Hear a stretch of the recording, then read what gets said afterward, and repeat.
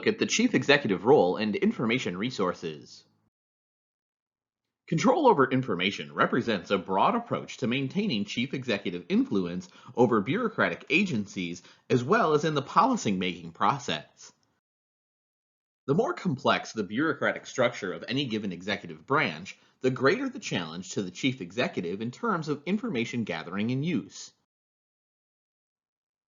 The president must deal increasingly with a highly specialized and expert bureaucracy without being dominated by or becoming excessively dependent on their sources of information.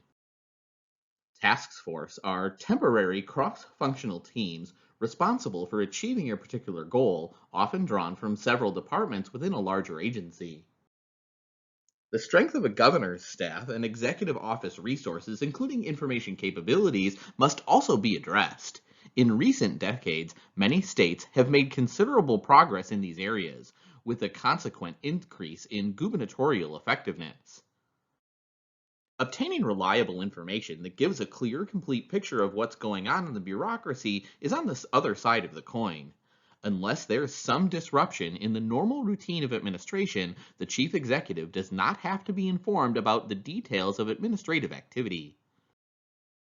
In traditional administrative thinking, this assumption is called the exception principle, suggesting that only exceptions to routine operations merit involvement of the chief executive.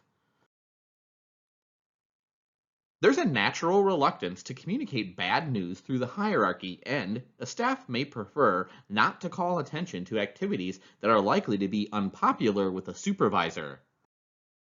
Leaders cope with problems in acquiring information by making use of external sources of information or using informal channels to supplement formal ones.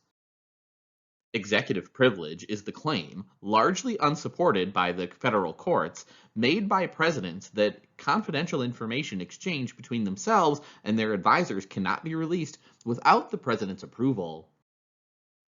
In terms of public and congressional leadership by the president, control of information can become a critical instrument.